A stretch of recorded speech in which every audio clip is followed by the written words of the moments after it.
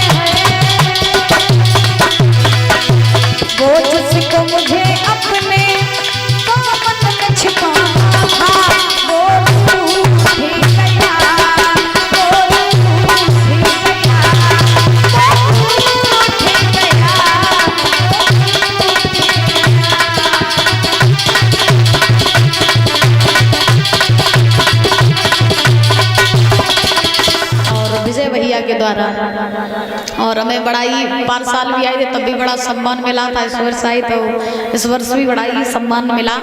यहाँ रोहिला में आकर के पता ही नहीं चलता अपने घर में रह रहे हैं पराई घर में रह रहे हैं। अब रोहिला कोई गांव थोड़े नहीं, तो हमारा परिवार बन चुका है। हाँ, तो आप लोगों से हम विदाई ले रहे हैं। इन 7 दिनों के अंदर हमसे या हमारे किसी भी स्टाफ से कोई भूल बनी हो तो अपने बच्चे समझ करके क्षमा करें। ये जो ढोलक बजा रहे थे हमारे बड़े भैया कुलदीप यादव, जो हमारी मौसी जी के सुपुत्र हैं। चिमटा बजा रहे थे हमारे गोलू भैया जो बनावई वर्तना से आए हैं, और घड़ा बजा रहे थे हमारे चाचा जी श्री सुनील यादव। हमारे मनोज भैया जी जो सैफई से आए हैं, ये सुबह की कथा सुनाते थे और हवन करवाते थे। हमारे साथ में आए थे हमारे परम आदरणीय पिताजी श्री प्रदीप यादव, और कैमरा पर संगति कर रहे थे हमारे नवीन भैया जी और गुलशन भैया जी। जितनी भी यहाँ की कथा है वो आप अवनी स्टूडियो करेल और नवीन स्टूडियो कुलदीप यादव करेल, इन 3 चैनलों पर यहाँ की कथा आप देख सकते हैं। और ये राम तीर्थ कश्यप शास्त्री नगर ये भंडारे में दे रहे हैं 10 किलो आटा और 101 रुपये मोहम्मदाबाद से। इनकी तरफ से बात जोरदार तालियां बजाएंगे। भगवान से कामना करेंगे धन के भंडार भरे रहे, किसी भी चीज की कोई कमी ना हो। 100 रुपये आए हैं राज शर्मा रोहिला से, इनकी तरफ से कहना चाहेंगे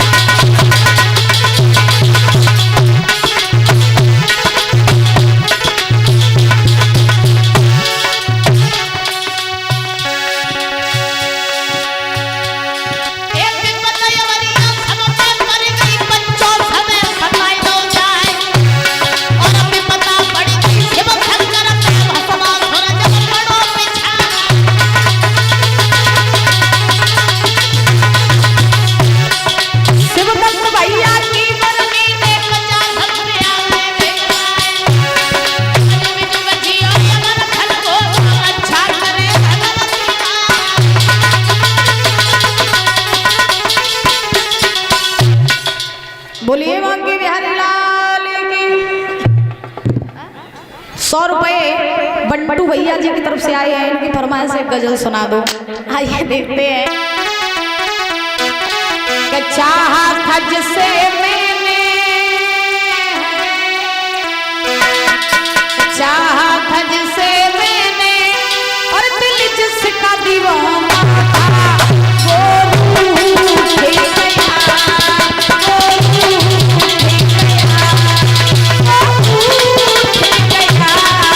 वो रूठ गया,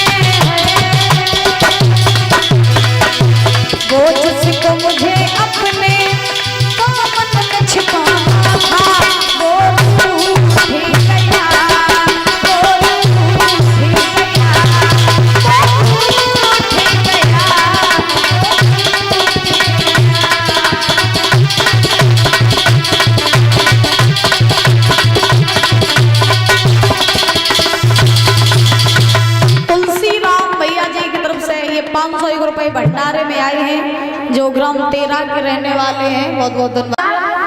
आज ध्यान रखना, परीक्षित जी ने भागवत जी को प्रणाम किया, सुखदेव जी महाराज को प्रणाम करके आज आए हैं नगर में। और जैसे ही परीक्षित जी नगर में आए हैं, इधर तक्षक जो था वो फूल का रूप बना करके चलाए हैं। परीक्षित जी जो है वो तक्षक के आने की राह देखने लगे, और जब तक्षक के आने की राह देखने लगे हैं उसी समय राजा परीक्षित के पुत्र थे जिनका नाम था जनमेजय, उनका राज्याभिषेक हुआ। और राज्याभिषेक होने के बाद में आज महाराज उसी समय तक्षक जो है वो फूल का रूप बना करके चला है राजा परीक्षित के पास में। आ जाओ। जैसे ही तक्षक चले हैं तो परीक्षित जी के पास में पहुंचा तक्षक, और जैसे ही पास में पहुंचा है उसी समय जैसे ही तक्षक पास में पहुंचा, परीक्षित जी ने फूल समझ को उठाया, नाक से लगाया। जैसे ही नाक से लगाया तैसे ही महाराज नाक में डस लिया। परीक्षित जी पछाड़ खा के गिर पड़े। भगवान के विमान आए, परीक्षित जी विमानों में बैठ के परमधाम को चले गए। बोलिए परीक्षित लाल की, बोलिए सुखदेव भगवान की। ऐसा ही नहीं, अरे खाए राजा का रे ने, खाए राजा का रे ने, बादीना नए खात में हो, खाए राजा का रे ने,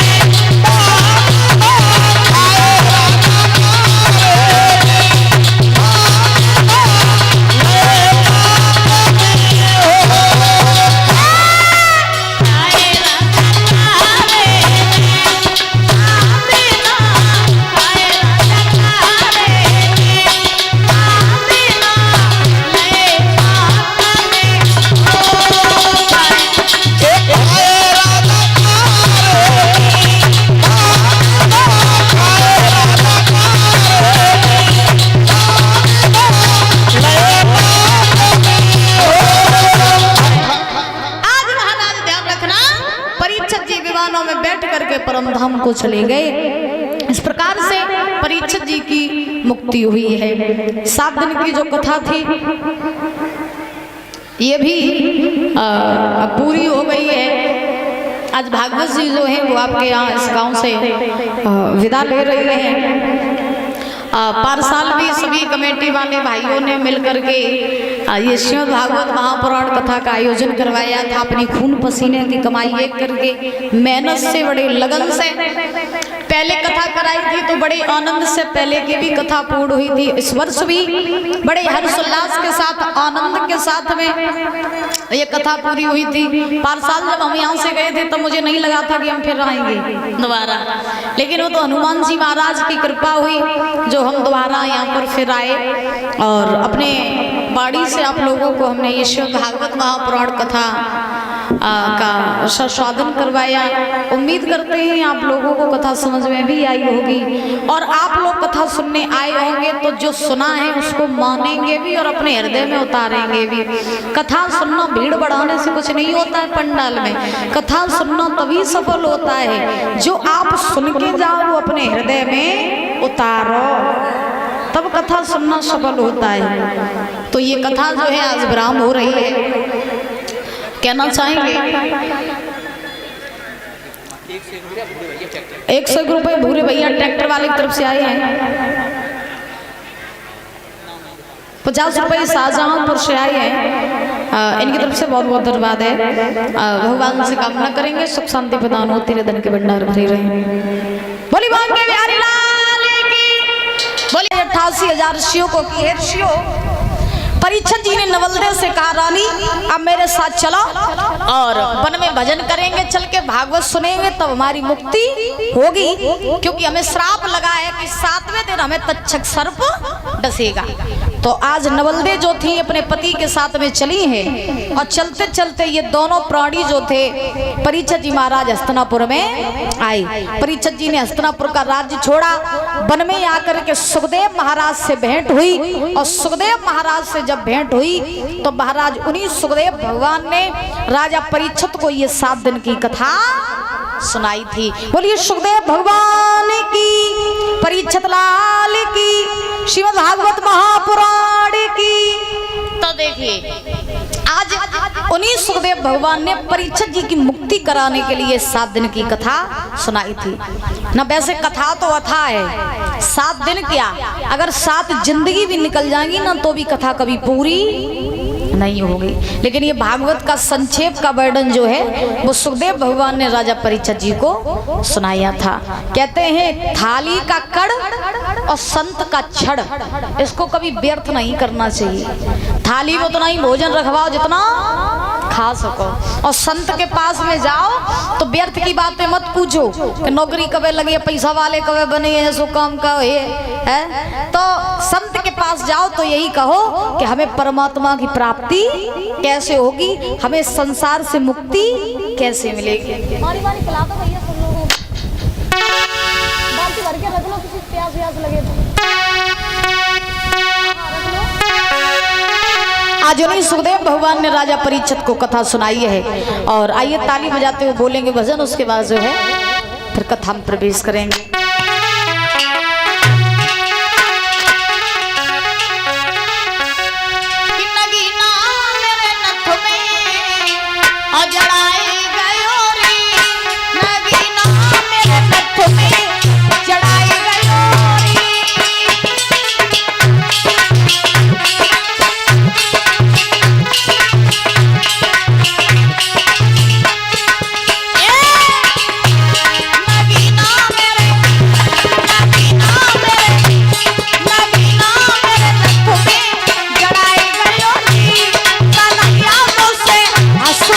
I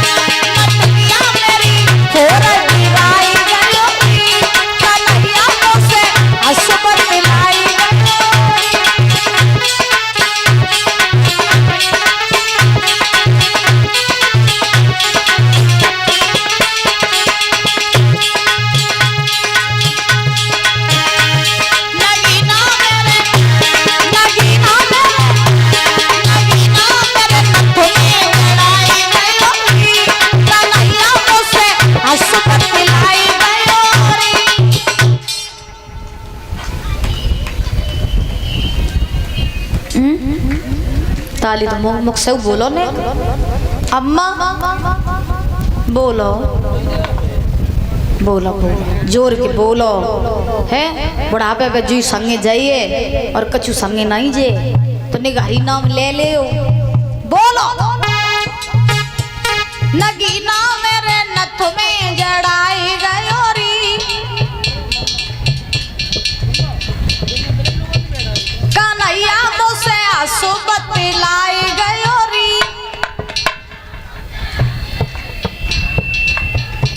बहुत सुंदर बहुत बढ़िया और ने वॉल्यूम थोड़ो बढ़ाए ले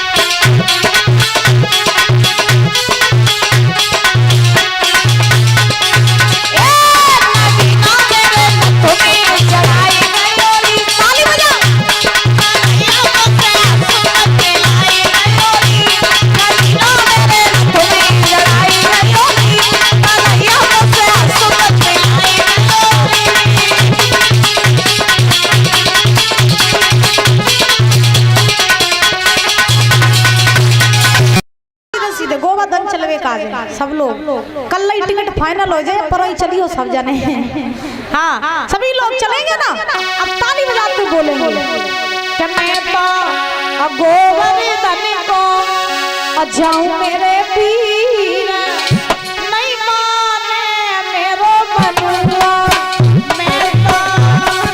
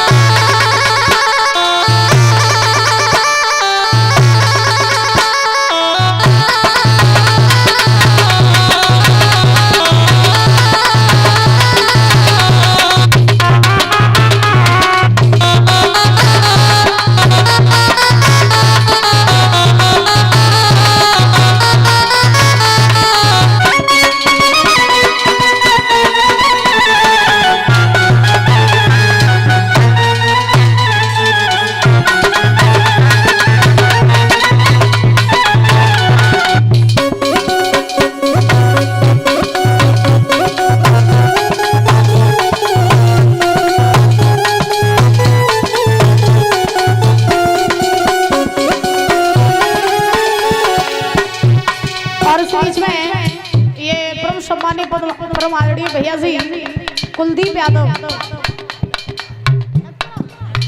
डकपुरा से, ये भैया जी 501 रुपए देकर के माला पहना सम्मानित कर रहे हैं, बहुत बहुत धन्यवाद है।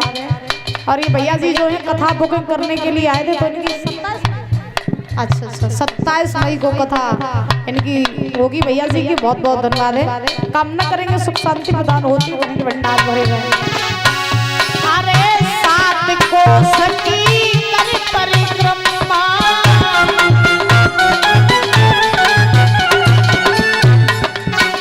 अरे सात को सखी कर परिक्रमा,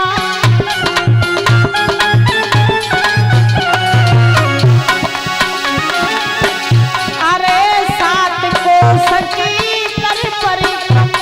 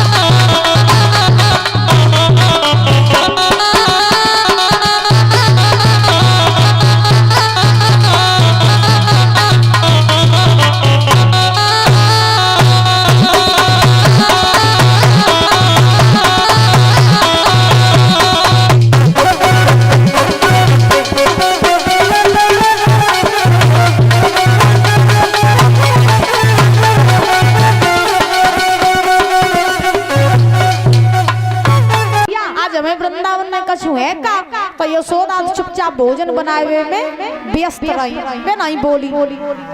बाबा नंद आइए, बाबा नंद ने भगवान कन्हैया से कही लाला, बोले हाँ आज हमें वृंदावन में है तो कछु नहीं। फिर बोले आज कार्तिक के महीने में हम सब ब्रजवासी मिलकर के इंद्र देव का पूजन करते हैं। किसका?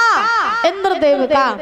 और जब हम इंद्र का पूजन करते हैं तब इंद्र प्रसन्न होकर जल की वर्षा करते हैं। जब जल की वर्षा होती है तब हमारा धन धान्य बढ़ता है, हमारी फसल अच्छी होती है, हमारा लालन पालन अच्छा होता है, इसलिए हम इंद्र की पूजा करते हैं। भगवान कन्हैया बोले बाबा आपको ये अंधविश्वास में किसने डाला? बोले क्यों? तो भगवान बोले वो इंद्र जो भला स्वयं की रक्षा नहीं कर सकता वो हमारी रक्षा क्या करेगा? जब इंद्र के ऊपर मुसीबत पड़ती है तो वो इधर उधर मदद मांगता है? और आप ये कह रहे हो कि इंद्र की पूजा करवे तो पानी बरसत है, इंद्र की पूजा करवे से सब कुछ होता है? अरे मेरी बात मानो तो इस अंधविश्वास में न पड़ो। पूजन ही आपको करना है तो हम बताएं उनका करो। किनका? बोले गोवर्धन महाराज का। अरे इंद्र का तो कर्म है जल की रक्षा करना, तो वो तो अपना कर्म कर रहा है, और जो अपना कर्म करता है वो कभी भगवान बन नहीं सकता है। तो इसलिए पूजन करना तो गोवर्धन का करो, अंधविश्वास में न पड़ो। ये दुनिया तो बेढंगी है, ये दुनिया तो अंधविश्वासी है, और सबसे ज्यादा अंधविश्वास में कोई पड़ा होता है तो ये माताएं। सत्य बता रहे आप, सबसे ज्यादा अंधविश्वास में अगर कोई रहता है तो ये माताएं पड़ी होती हैं। इनते अगर कह दी जाए जब हम नीमा के ढेंगा चली जाओ अब नीमा पे धागा बांधवे तो रोज भगवान मिले, रोज तुम्हारी मनोकामना पूरी हुई। तो पति कितो रोके, सास ससुर कितो रोके जाइए तो नीमा पे महाराज पेड़ों पे धागा रोज बांध के आई होवे कछु ना झूठी कह दो कि फलाने नीमा पे धागा बांधवे तो मनोकामना पूरी हुई। संजा सवे नीमा ही को पूजन लगे। ये ऐसी माताओं की आदतें होती नहीं महाराज। इनसे कोई ये कह दे फलाने बाबा के ढेंगा चली जाओ सब मनोकामना पूरी हुई, सास ससुर सब छोड़ दी, लेकिन बाबा के ढेंगा जाए वो द्वारे बाबा आ जावे सबसे पहले हाथ दिखाने लगती, बाबा जी हाथ देखो और जब देखो कि नौकरी लगी है कि नहीं लगी हमारी लड़का। और जैसे ही बाबा द्वारे आवे तो बिन के 2-4 टॉपिक होते हैं। जैसे बाबा द्वारे आए भिक्षा मांगन, तो अब जब माता भिक्षा लेके आती है बाबा कान लगन सुनो तुम हो तो बड़ी भाग्यशाली और तुम्हारे माथे पे हमें लिखी दिखाई दे रही का तुम सबको भलो करती, तुम आओ भलो कोई नहीं कर। सही बात बोले, सही बात। अब जो बाबा ने एक बात कही तो बाबा दूसरी बात कही, सुनो बताओ वो तुम्हारे घर में पैसा तो खूब बात लेकिन रुकत नहीं, वो सही बात। पैसा खूब बात लेकिन रुकता ही नहीं। अब तुम ये बताओ महाराज आज दिन तक काऊ ने कहूँ पैसा बोरन में भर पाओ है नहीं भर पाओ। अब जे काज बाबा जी तुम सही सही बातें बताए रहे, 2-4 बातें और बताए दे बाबा, 2-4 बातें और बताए दे। फिर जब पूरे गांव में कहीं आज मेरे घर ऐसे बाबा आए उनने धरी सी बातें उठाई, सब बातें मेरे मन की कहीं बनाए सही सही कात गए, बनाए सही सही धन्य हो। देखो आदमी एक बात मेरी गांठ बांध लेना, आज की भागवत में कछु सुन के जाइयो न जाइयो, लेकिन एक बात जरूर याद रखियो, किसी बाबा को हाथ दिखाने से कोई बड़ा नहीं बन जाता है, किसी ज्योतिष को हाथ दिखाने से किसी की नौकरी नहीं लग जाती है। ये फालतू के डॉग होते हैं, भला जो अपना भविष्य नहीं देख सकता वो अपना तुम्हारा भविष्य कैसे देखेगा हैं? एक बात याद रखना, इंसान बाबा को हाथ दिखाने से या पेड़ पर धागा बांधने से या महाराज कुछ भी करने से आदमी बड़ा नहीं होता है। व्यक्ति बड़ा तो अपने कर्मों के द्वारा होता है। बोलो राधे राधे। आदमी बड़ा अपने कर्मों के द्वारा होता है। अगर आपके कर्म अच्छे हैं तो दुनिया की हर ताकत तुम्हारे सामने घुटने टेक देगी, और तुम्हारे अगर कर्म ही अच्छे नहीं है तो कितने भी बाबाओं को, कितने भी ज्योतिषियों को हाथ दिखाना कुछ भी तुम्हारा होने वाला नहीं है। अब कर्म है तुम्हारे काले, कर्म है तुम्हारे खोटे, तुम बाबा को हाथ दिखाती फिर रही, बाबा हाथ देखो नौकरी लगे कि नहीं लगे, पैसा आई है कि नहीं आई, अब कामयाब हुई है कि नहीं हुई, खुद पे भरोसा रखो ना है। आदमी कितना होशियार है, आदमी सोचता है सूर्य नारायण को जल चढ़ाने से मनोकामना पूरी होगी। व्यक्ति सोचता है कि महाराज पेड़ पर धागा बांधने से मनोकामना पूरी होगी। आदमी सोचता है कि महाराज मंदिर में जल चढ़ाने से मनोकामना पूरी होगी, लेकिन खुद का इतना सुंदर शरीर, खुद के अंदर सारी व्यवस्थाएं, लेकिन खुद पे भरोसा नहीं है कि हाँ हम ये काम कर पाएंगे।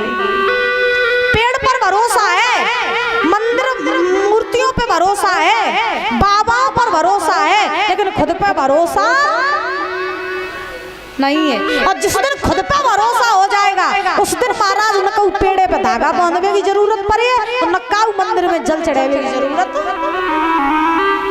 पर ये खुद को पहचानना सीखो, खुद की ताकत को जानना सीखो, तभी बड़े बनोगे। ये हाथ पांव दिखाने से, अंधविश्वास में पड़ने से कोई बड़ा नहीं बनता है मेरी माँ। ये सब ढोंग होते हैं। बोलो राधे राधे। बात समझ में आ रही है?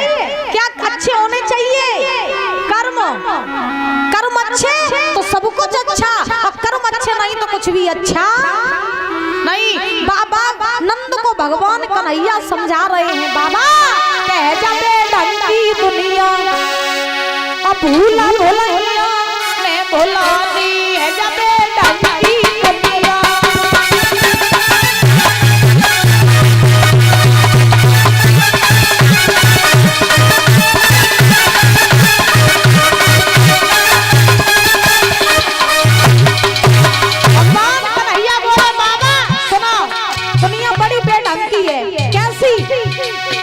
अरे मुफ्त मिले जो राम नाम तो पापे जंग नहीं उठावे।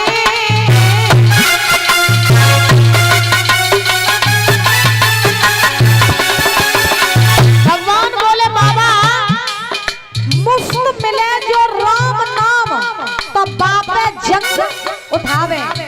जैसे मान लो जैसे परीक्षक जी कथा कराए रहे, ठीक ठीक, अब परीक्षक जी ने कथा कराई, इतना बड़ा पंडाल लगाया, मुझे बुलाया, इतनी व्यवस्थाएं इकट्ठी की। आपके दो चार जलने वाले, हम नहीं कहते परमात्मा हो, लेकिन कुछ लोगों की आदत होती है कि कोई अच्छा काम करता है तो उसमें टिप्पणी निकालते हैं। बड़े ध्यान से सुनना, कुछ लोग ऐसे होते हैं जो महाराज आएंगे सुनने, लेकिन आदत उनकी होगी टिप्पणी करने की। कोई कहेगा पंडाल नहीं अच्छा, कोई कहेगा गए थे व्यवस्था ठीक नहीं थी, काम चलाऊ होती, कोई कहेगा ब्यास भी ठीक नहीं, साजिंदा ठीक नहीं, यानी कमी निकालेंगे कोई ना कोई। मुफ्त में भगवान को नाम लेवे को मिल रहा है तो महाराज उसमें चार कमी लोग निकालेंगे। अब भाई आदमी अगर खुद भागवत करावे तो खुद की बड़ी बढ़िया लगे, खुद की बड़ी बढ़िया लगे, वहां में कोई कमी नहीं निकाले। जैसे बारात में जाओ, ठीक, बारात में जाओ तो खाना खाओ, अब बफर सिस्टम लगो हो गए बड़ों से, तो वहां में बढ़िया बढ़िया आइटम धरे हो, तो रसगुल्ला, छेना, रसमलाई, जलेबी, सब चीज। पानी आई होगा अच्छा।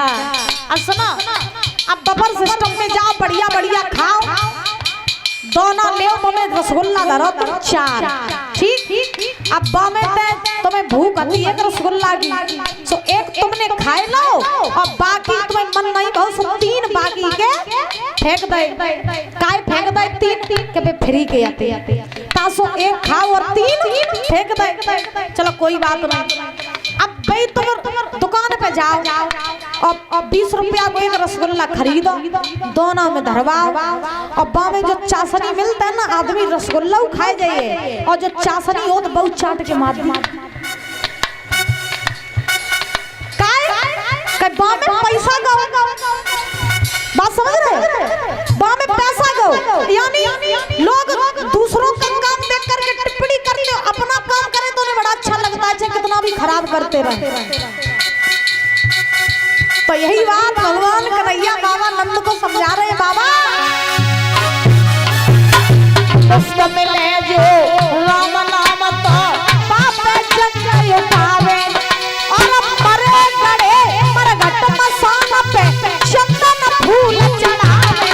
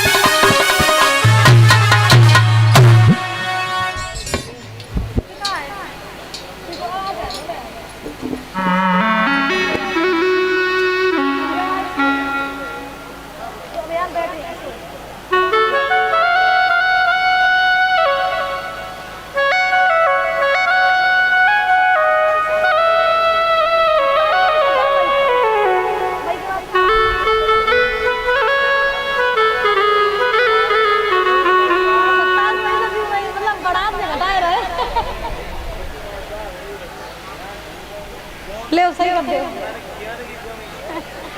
बोलो गोविंद भगवान की, राधा रानी सरकार की जय जय श्री राधे श्याम। प्रेम से बोलो राधे राधे, और जोर से बोलो। क्या बात है।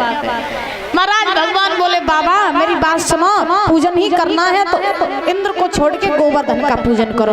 वो गोवर्धन महाराज जो आंधी तूफानों में अपने पथ पे खड़े रहते हैं, जो घनघोर जब वर्षा होती है तो उस पर घास उगती है, जब घास उगती है हमारी गाय चरती है, हमें दूध देती है, हमारा लालन पालन करती है, तो असली भगवान तो गोवर्धन है ना, उनकी पूजा करो। भगवान कन्हैया के बार बार कहने पर सभी ब्रजवासी जो हैं ये परीक्षित जी इंद्र को छोड़ करके गोवर्धन का पूजन करने के लिए चले।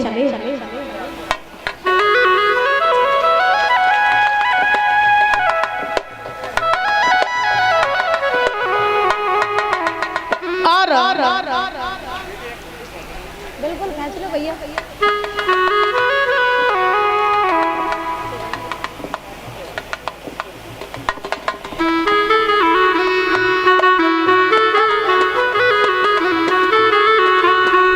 और ये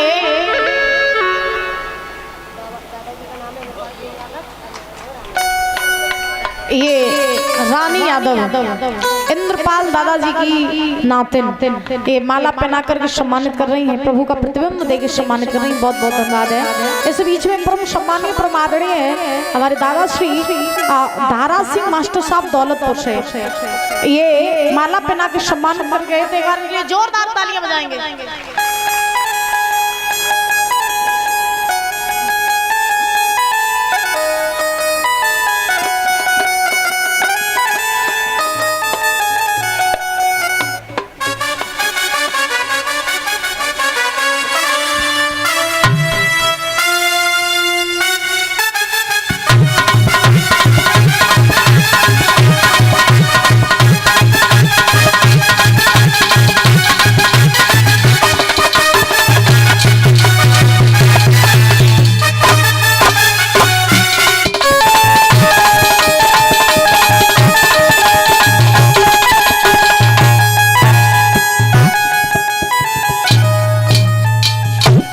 सुल्तान सिंह बछेला से माला पहना कर पगी पहना के सम्मानित करें। बहुत बहुत धन्यवाद है।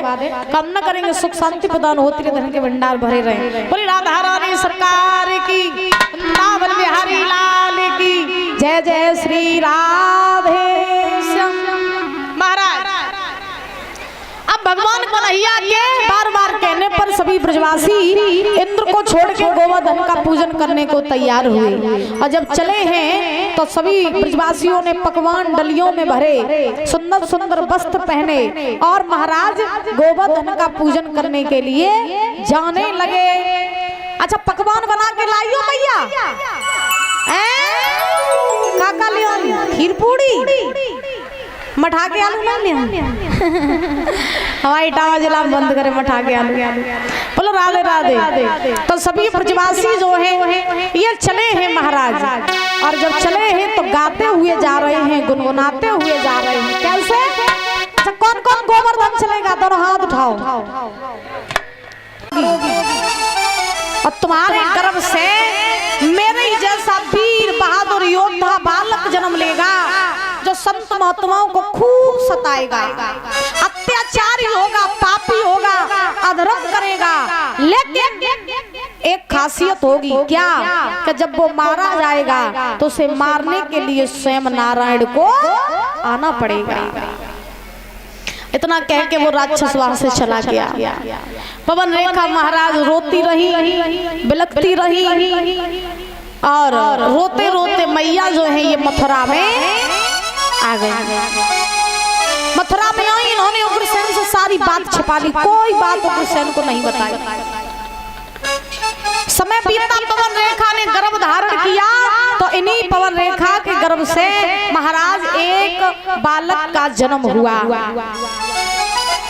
जब बालक का जन्म हुआ तो चारों तरफ महाराज अब सगुन होने लगे, बिजली कड़कने लगी, बादल पर बादल आने लगे, चारों तरफ ऐसा लग रहा मानो कोई प्रलय आने वाली हो। लेकिन हुआ क्या, कभी कहते हैं तब पैदा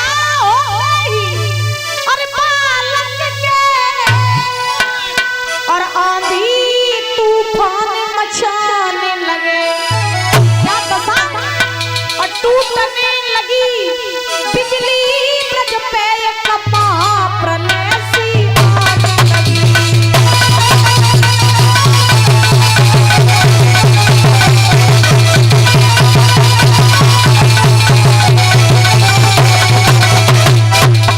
चारों तरफ बिजली कड़कने लगी, बादल पर बादल आने लगे। महाराज ऐसा लग रहा मानो पता नहीं कौन सी प्रलय आने वाली हो।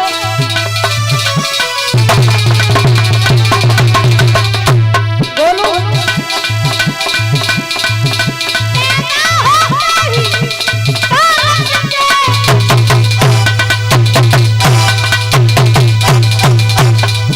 आंधी तूफान मचाने लगे, टूटने लगी बिजली ब्रज पे कपा प्रलय सी आने लगी।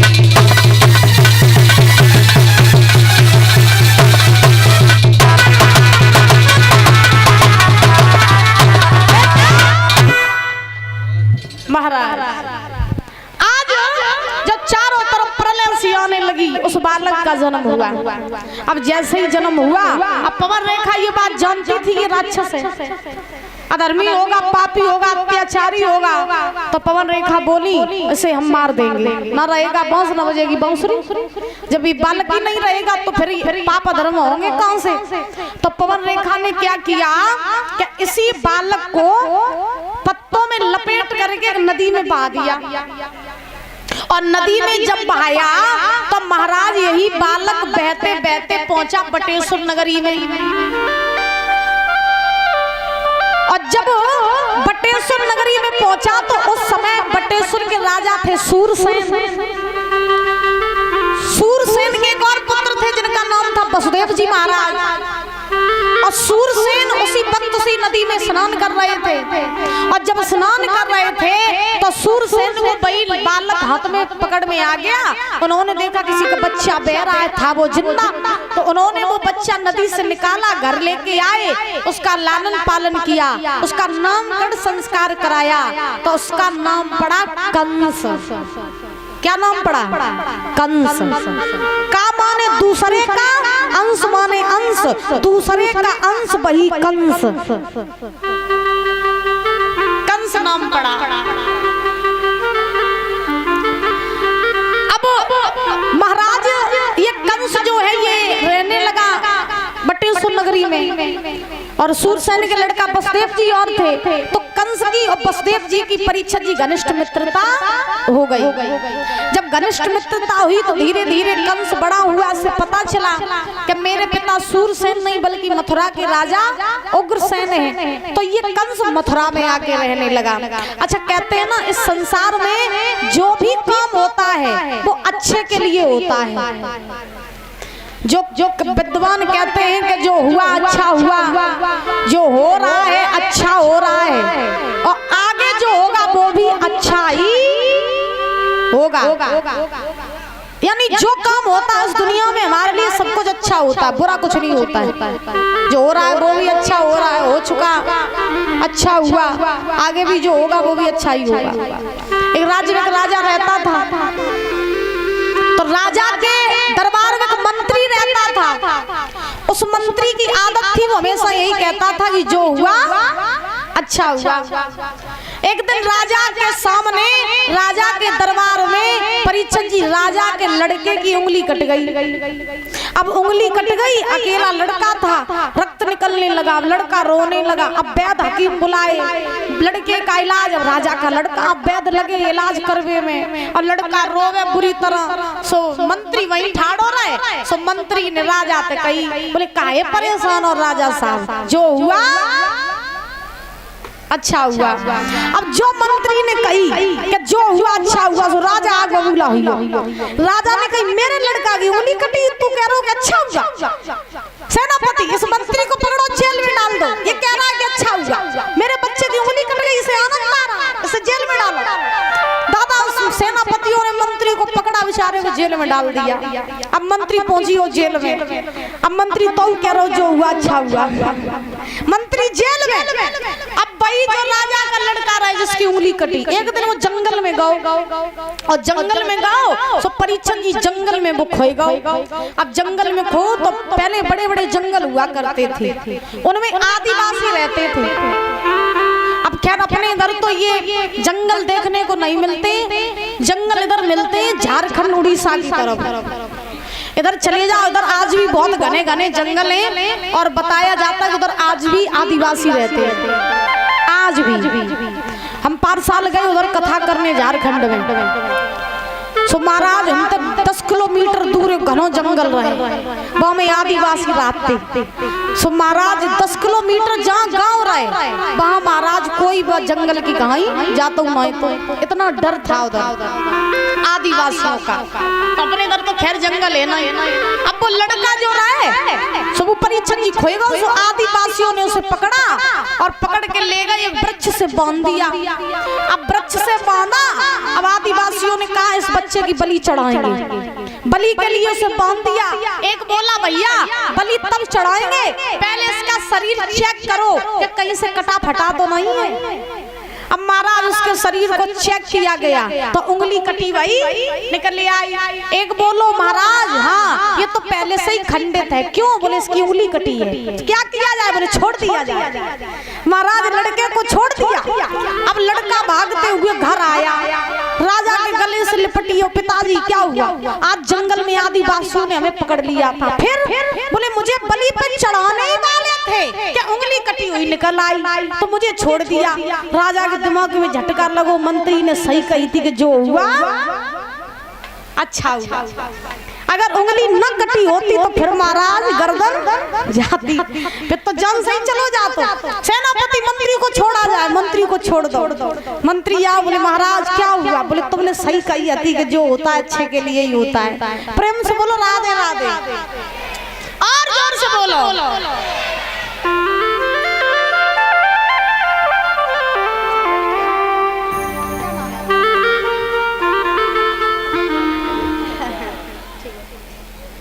बोले गोविंद भगवान की, राधा रानी सरकार की, जय जय श्री राधे श्याम। आइए ताली बजाते प्रभु नाम का संकीर्तन बोलेंगे सभी लोग, बड़े भाव से प्रवेश करेंगे।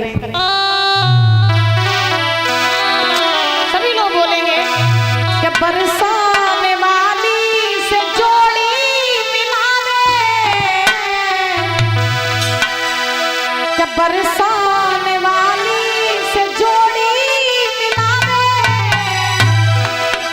मैया मोरी राधा से शादी करा दे, मैया मोरी राधा से शादी करा दे।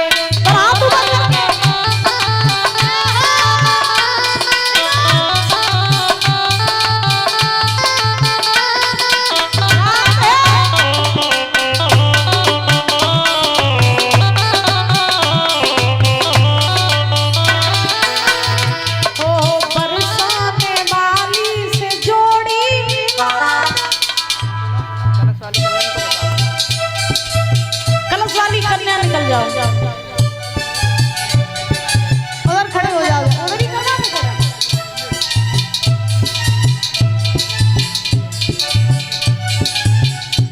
हाँ खड़ी रहो खड़ी रहो। तुम्हें खूब लाग लगी है, बजी भाई हाँ बोलो सभी लोग बोलो। ओ बरसाने वाली से जोड़ी मिला दे,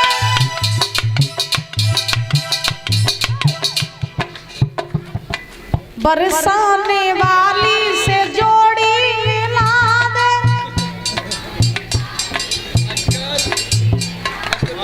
मैया मोरी राधा से शादी करा। मैया क्या बात है, एक बार और हाथ उठाओ सीधे ऊंचे ऊंचे सभी लोग मिल करके बड़े भाव से ताली बजाते हुए 1 2 3 4।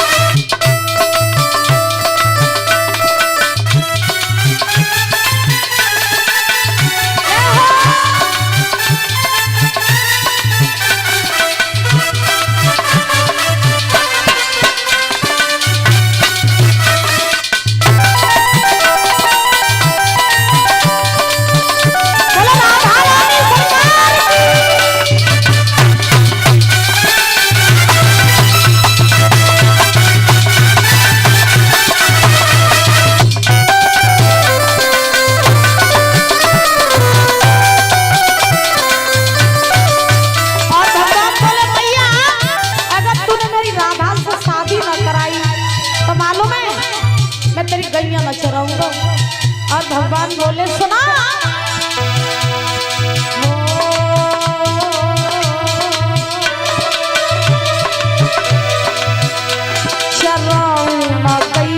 सुनो मोरी मैया कराए न शादी बरूठे कन्हैया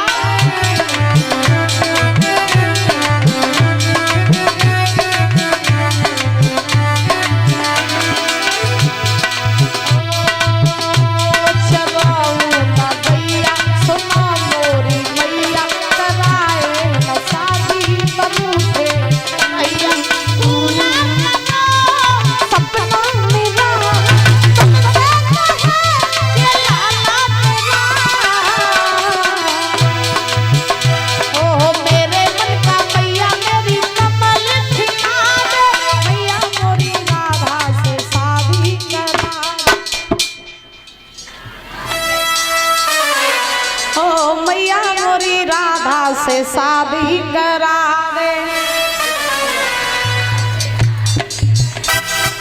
पीछे अम्मा जी आप काहे नहीं बोल रही हो?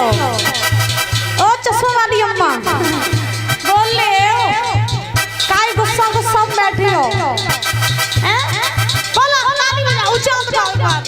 मिल गए सभी लोग ऊंचा।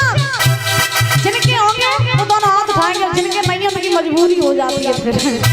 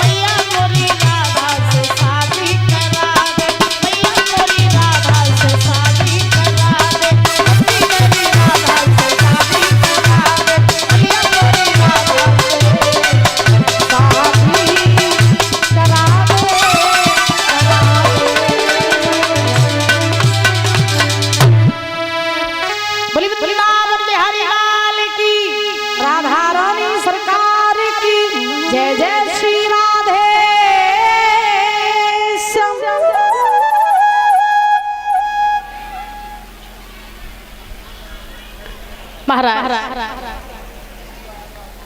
आज सुखदेव जी समझा रहे हैं करके कहने लगे नाथ अब आपके सिवा हमारा कोई नहीं, और प्रार्थना की है कि तेरा सुनो ये तकारी और मुंह पे भीड़ पड़ी तवारी, तेरा सुनो ये तकारी मुंह पे भीड़ पड़ी तवारी।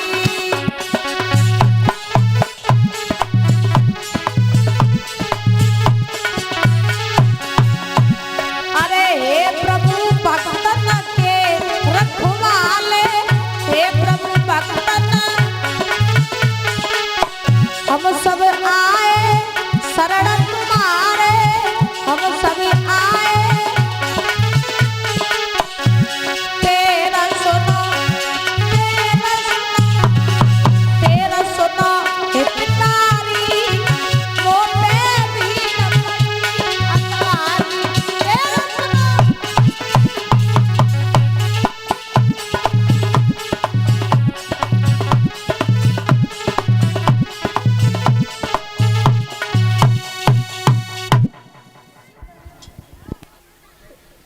आज महाराज सभी संत महात्मा प्रार्थना करने लगे नाथ आपके सिवा हमारा कोई नहीं, आप कब आएंगे और कंस की कैद से, कंस के पापों से, कंस के अत्याचारों से मुझे कब मुक्ति दिलाएंगे।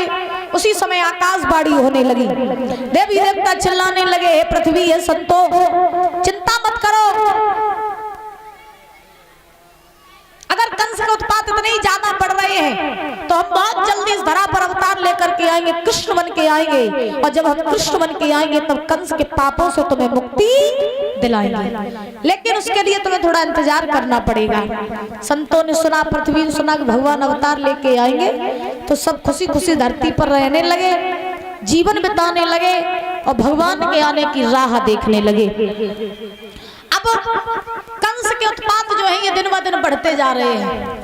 धीरे धीरे समय बीता तो अब कंस मथुरा का राजा है। अब कंस ने सोचा कि अब राजा है ही, राज्यपाट सब कुछ मेरे पास है ही, तो अब मुझे जो है विवाह कर लेना चाहिए। तो कंस ने सोचा विवाह करें किसके साथ? तो प्रमाण ये मिला है कि कंस का विवाह हुआ था अस्थि प्राप्ति के साथ। ये मगध देश था, मगध देश का राजा था जरासंध। जरासंध की दो बेटियां थी अस्थि प्राप्ति। अस्थि प्राप्ति की शादी की शर्त ये थी कि जरासंध के पास एक कुवलिया पीड़ हाथी था। उस हाथी में 10,000 हाथियों का बल था एक हाथी में। तो जरासंध ने ये शर्त रखी कि जो कोई भी वीर बहादुर योद्धा कुवलिया पीड़ हाथी को हराएगा उसी के साथ अस्थि प्राप्ति का विवाह किया जाएगा। तो कंस गया था और कंस ने जाकर के कुवलिया पीड़ हाथी से युद्ध किया। युद्ध में उसे हराया हाथी को, और अस्थि प्राप्ति के साथ में इस कंस ने विवाह किया।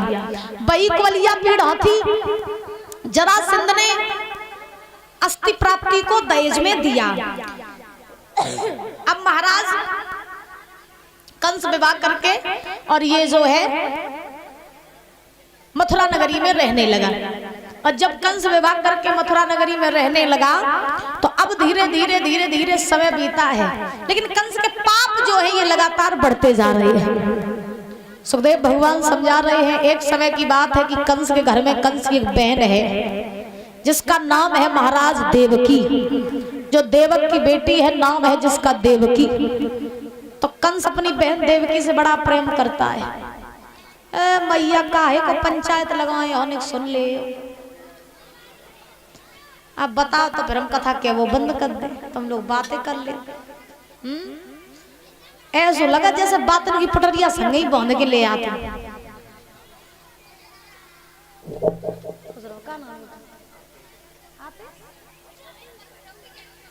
ये आपेश यादव सनोप राय सिंह लाड़मपुर कटारा, ये माला पहना कर बच्चा सम्मानित कर रहा है। बहुत बहुत धन्यवाद है। कामना करेंगे बल बुद्धि विद्या आयु बढ़ती रहे और अपने माता पिता का नाम रोशन करता रहे, यही कामना आकांक्षा है। वृंदावन बिहारी लाल की सुन ले करो ने कमायु कथा काय वो चिल्ला चिल्ला तो मरे जाए रहे।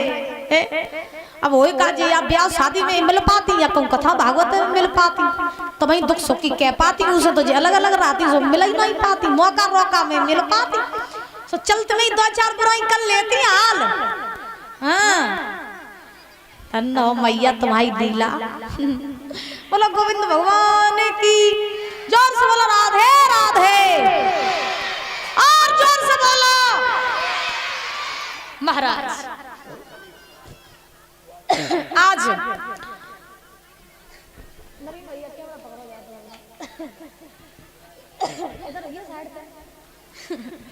आज हुआ क्या कि कंस की बहन है जिसका नाम है देवकी। तो महाराज ये कंस देवकी को बड़ा प्रेम करता है, इतना प्रेम करता है कंस देवकी को कि कंस बिना देवकी के महारातियों का बड़ा सम्मान किया। और सम्मान करने के बाद में बड़े हर्षोल्लास के साथ में महाराज आज देवकी की बरमाला पड़ी है महाराज वसुदेव जी के साथ।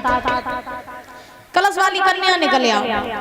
और जब देवकी की वसुदेव के साथ बरमाला पड़ी तो महाराज इधर सवेरा हुआ 7 भावरें पड़ी हैं। और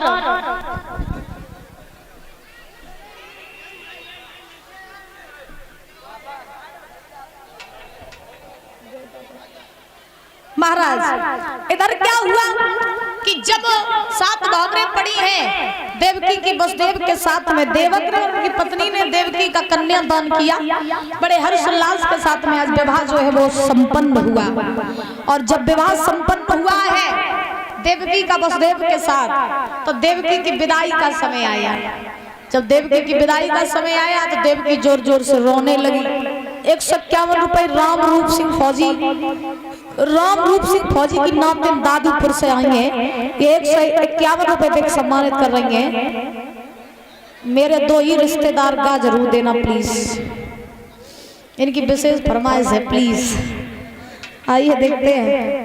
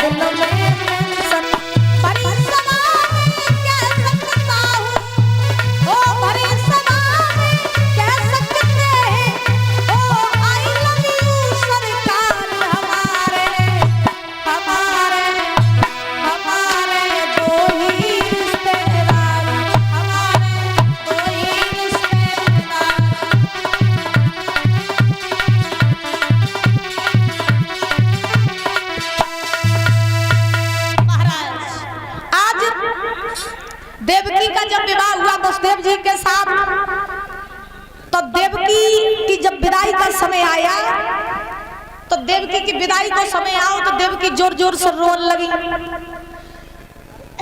और महाराज जब देवकी जोर जोर से रोने लगी तो पहले क्या होता था कि बिटिया के जब ब्याह होते करे तो बिटिया 1 महीना पहले तो रोने लगती, कत्ती थी, सूख सूख के लगड़िया हो जाती, कत्ती थी। कभी उनको ब्याह हो जाता, कभी ससुरे चली जाती तो उन्हें कुछ मालूम ही नहीं होती। आज की बिटिया देखो कहती पापा फचूना चाहिए हमें। हाँ, मार्केट शॉपिंग करने जाती तो अपने हाथन पे, सब कुछ खरीदन जाती तो अपने हाथन पे, ब्याह पे हो नहीं पाता तो पहले सास तक फोन कर देती, मम्मी जी लोग घर बनवाई लियो हवाई तब आइयो। पहले ही महाराज फोन कर देते, ब्याह हो गए विदा हो गए, गाड़ी बिठा दो चली जाती। पहले की बिटियां रोती करती थी बहुत, और आज की बिटियां खुशी खुशी महाराज बड़ी खुशी मनाती हैं ब्याह की। पहले की रोए रोए के मंडप पे जाती करती थी, और आज की नाचती वहीं जाती और गाती वहीं जाती। का मेरे सैया सुपरस्टार, मेरे सैया सुपरस्टार गाती वहीं जाती करे महाराज, नाचती वहीं। पहले कहते थे कि लड़की के लिए सबसे दुख का दिन होता था जब वो अपना घर छोड़ के पराई घर जाती थी, और आजकल बिटियन के लिए सबसे खुशी को दिन वही होती जब वो अपने घर छोड़ के पराई घरे जाती। सब तक खुशी को दिन होती बिटियन का। आज देवकी की विदाई हो रही है तो देवकी की सहेलियां बोली, बहना तुम ससुराल में जा रही हो तो कैसे रहना कैसे रहना? बोले कैसे? बोले ससुराल में जाकर के सास ससुर की सेवा कर। जवाब दिया, जा मेरी बहन और रहे सुखारी, जा मेरी बहन तू रहे सुखारी।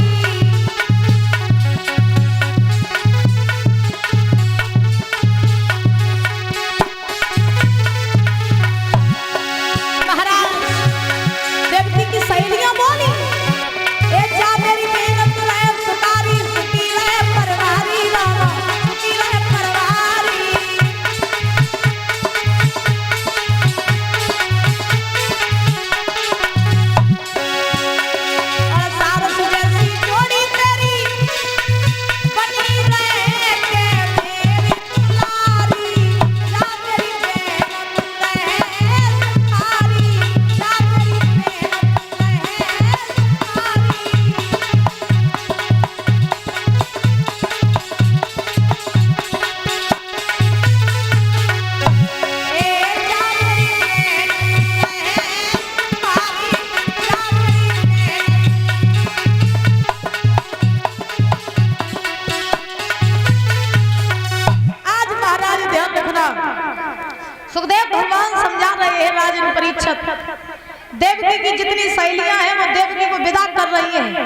बोली बहना ससुराल में जाकर कैसे रहना?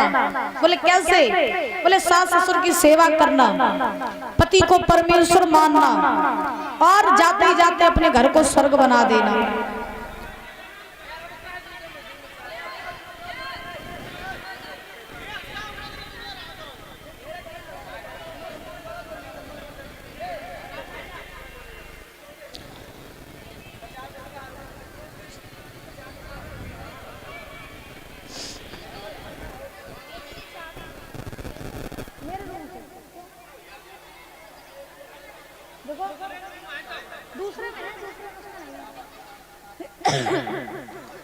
बोले गोविंद भगवान की करिया करे जो कर लो हमाओ तुमने कतई नहीं सुनती अनेक। आज देवकी की सहेलियां देवकी को विदा कर रही हैं, देवकी रो रही हैं। तब तक देवकी की माँ आ गई। देवकी की माँ आई तो देवकी अपनी मैया के गले से लग करके रोने लगी और देवकी ने कहा माँ मुझे तो समझ ही नहीं आता है बेटियां पराई क्यों होती है। आज देवकी रो करके बोली है माँ कि मुझे माँ से मिला और मिलाइए ही सिला, बेटियां क्यों पराई है, मुझे माँ से मिला मिलाइए ही सिला, बेटियां क्यों पराई है, ओ माँ बेटियां क्यों पराई है।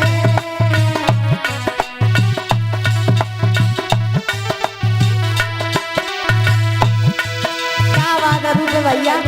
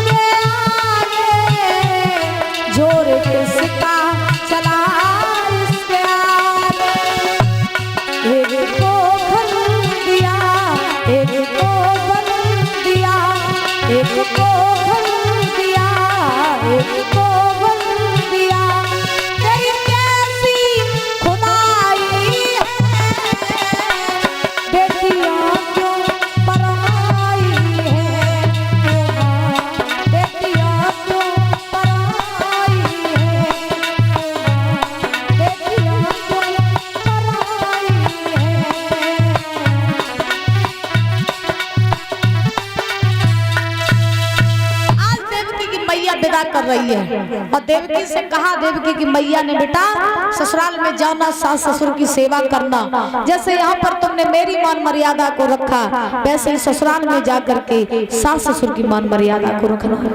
देवकी को विदा किया है। कंस आ गया। कंस ने कहा बहन मेरे रथ में बैठ जा और तुम्हें बटेश्वर तक छोड़ा है। तो देवकी ये जो थी कंस के रथ में बैठ गई। आगे आगे वसुदेव का रथ, पीछे कंस का रथ चलने लगा। आधी रास्ते में जैसे ही रथ पहुंचा वैसे ही आकाशवाणी होने लगी, देवी देवता चिल्लाने लगे कंसराज।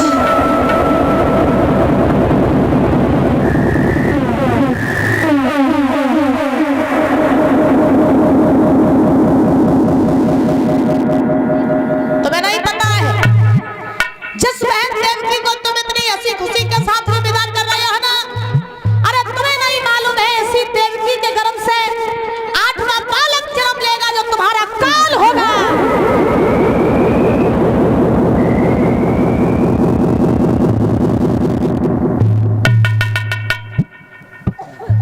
महाराज जैसे ही आकाशवाणी ने कहा कि कंसराज देवकी का 8वां बालक तुम्हारा काल होगा, उसी समय कंस ने वही रथ खड़ा कर लिया।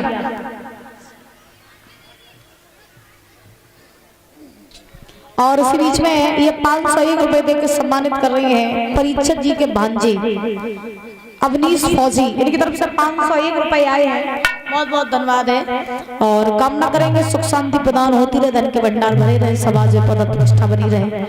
भैया बोल रहे हैं देश के ऊपर एक गाना गा दो।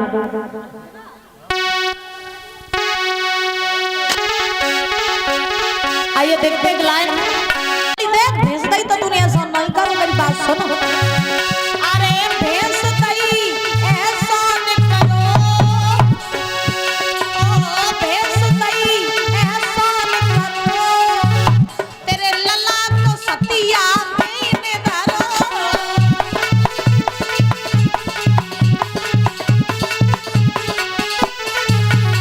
ए भैया में जाल पड़ो, भैया के देश अकाल पड़ो।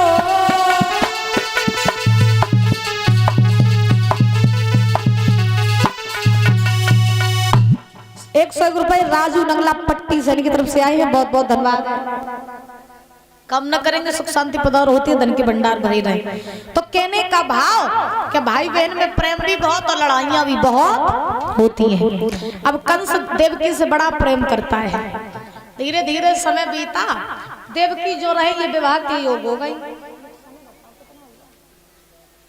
तो महाराज देवकी जो रहे जब धीरे धीरे विवाह के योग भाई, तो अब कंस ने सोचा कि बहन हमारी विवाह के योग है तो अच्छा घर और अच्छा वर देख करके बहन की शादी कर देनी चाहिए। अब कंस सोच रहा है कि बहन की शादी करें किसके साथ में। तो कंस के दिमाग में विचार आया कि हमारे जो मित्र हैं वसुदेव, जो सूरसेन के लड़का है, बटेश्वर के रहने वाले हैं, धनवान है, बलवान है, सुंदर है और काउ चीज की कमी नहीं है, तो हम जो है देवकी को ब्याह किनके संग करी, वसुदेव के संग। उन्हें पे भाई बहन जाइए तो बड़ी खुश रही है। अच्छा वसुदेव की कंस की मित्रता कैसे भाई आती कि महाराज ये कंस जो था ये बटेश्वर में रह के आया था। अब कंस ने सोचा वसुदेव के साथ शादी करेंगे। अब सुखदेव भगवान समझा रहे हैं कि कंस ने देरी नहीं करी, और जब कंस ने देरी नहीं की है तो ये कंस वसुदेव के लिए पत्र लिखने लगा। और कंस ने जब वसुदेव जी के लिए पत्र लिखा तो क्या लिखा उस पत्र में भैया,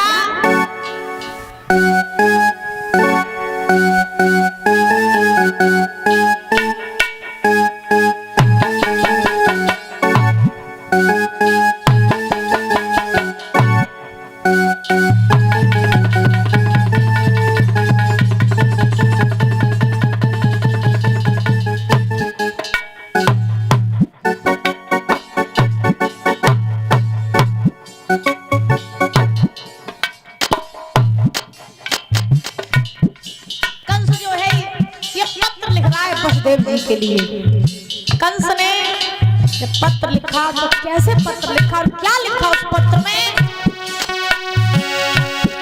अरे सीता श्री सबलाई लिखूं,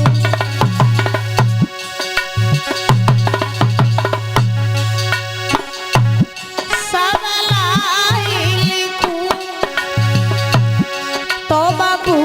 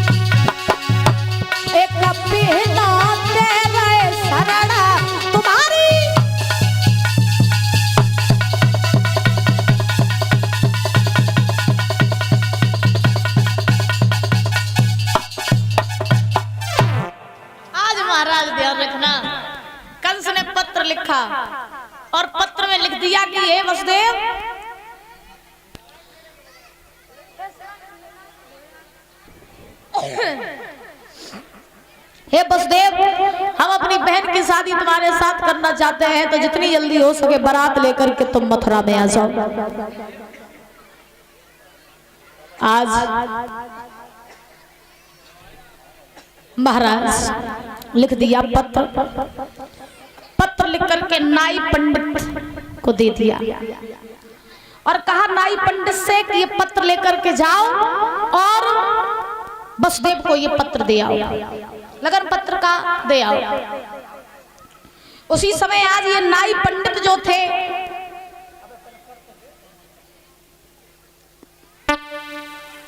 चले और चलते चलते महाराज पहुंच गए हैं बटेश्वर नगरी में। पहले क्या रीतियां थी, पहले क्या रिवाजें थी? कलश वाली कन्या निकल आओ, कलश वाली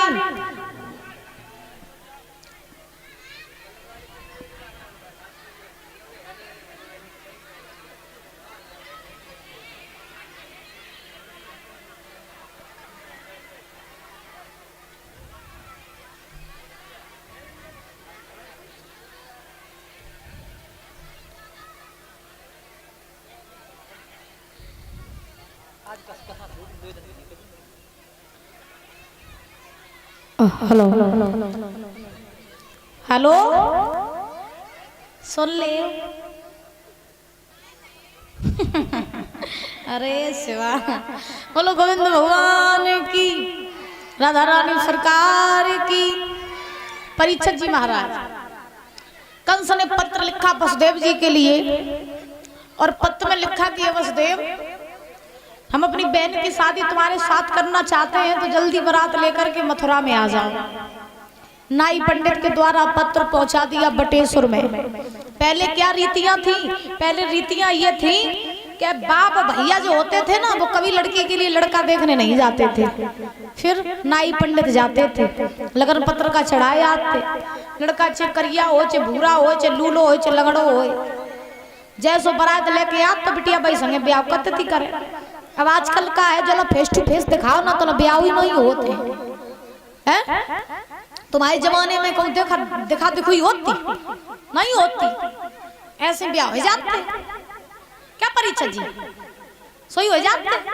तुमने देखो तो नवल दे मैया को ऐसे ब्याह करे आए थे। अच्छा तो देखो आज क्या हुआ कि नाई पंडित जो थे ये पत्र लेकर के चले और महाराज पत्र लेकर के चले, तो ये चलते चलते बटेश्वर नगरी में पहुंच गए। बटेश्वर नगरी में पहुंचे तो वसुदेव ने जब वो पत्र पढ़ा तो वसुदेव बड़े खुश हुए, क्योंकि उसमें शादी का प्रस्ताव था। तो बड़े खुश हुए वसुदेव, और उसमें ये लिखा था कि जल्दी आ जाओ बारात लेकर के। तो वसुदेव जी चले, देरी नहीं की इन्होंने, ये दूल्हा बन गए। और वसुदेव दूल्हा बने, बारात तैयार की और बारात तैयार करके महाराज आज वसुदेव जी चले हैं और मथुरा नगरी में आए। जब वसुदेव मथुरा नगरी में आए तो कंस ने बारातियों का बड़ा सम्मान किया, बड़ा स्वागत किया, उच्च आसनों पर बारातियों को बैठाया। नजारा ये है, अरे हंसी खुशी के साथ के चली बारात के मथुरा में आई और मंडप लो गढ़वाई के भैया भाई की सगाई।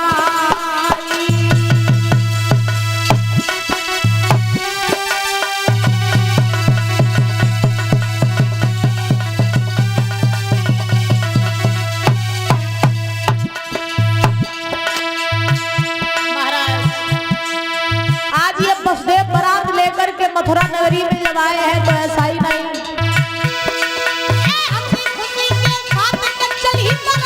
मथुरा में आई के मथुरा में आई।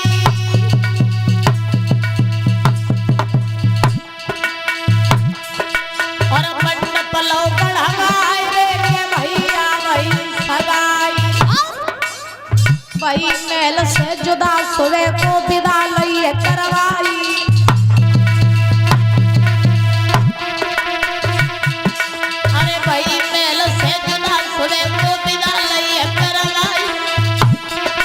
और पालकी में के बिहनो दई है बिठाई।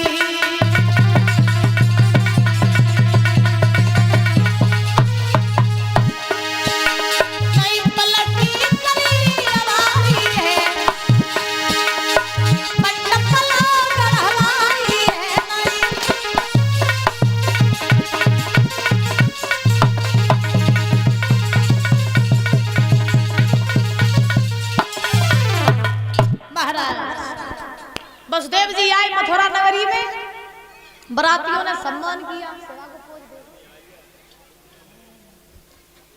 और जब बरातियों का सम्मान किया इस कंस ने, तो महाराज चारों तरफ खुशहाली खुशहाली छा रही है। मथुरा नगरी दुल्हन की तरह सजाई जा रही है। कंस ने बरातियों को आसनों पर बैठाया। अच्छा दादा, पहले जब बारातें आती थी तो वास्तव में जान पड़ता था कि हम बारातें आई हैं। क्यों? क्योंकि पहले बारातें आती करती थी, खूब 4-4 दिन 5-5 दिन रुकती करती थी, हैं? और आजकल बारातें कब आए कब चली जाए कुछ पता ही नहीं चलता। आजकल बारातियां कैसे आती, बारातें कैसे आती? खड़े खड़े आओ, खड़े खड़े खाओ और खड़े खड़े जाओ। रुकत तो कोई नहीं, पानी बसन लगो। बोलो गोविंद भगवान की, बोलो राधा रानी सरकार की। अच्छा जोर से ताली बजाते हुए बोलेंगे सभी लोग बड़े भाव से, मस्ती में गाते हुए और झूमते हुए। परिचय जी के पुराने ने सभी लोग बोलेंगे बड़े भाव से कि बदरिया बरसे और श्याम नहीं